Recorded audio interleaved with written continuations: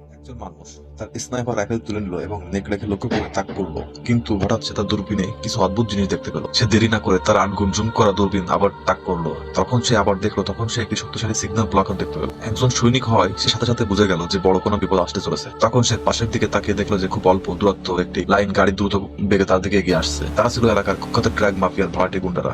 তারা সম্পূর্ণ অস্ত্র সজ্জিত ছিল যাতে সেই মানুষটিকে ঘিরে হত্যা করা যায়। বিপদ অনুভব করে সেই মানুষটি দ্রুত বাড়ির দিকে দৌড়ে গেল, কিন্তু ট্রাক মাফিয়ারা তখন অনেক কাছে চলে এসেছিল এবং হামলা শুরু করে দেয়। প্রচন্ড গুলির আওয়াজ শুনে বাড়ির ভিতরে থাকা তার স্ত্রী এবং মেয়ে আতঙ্কিত হয়ে পড়ে।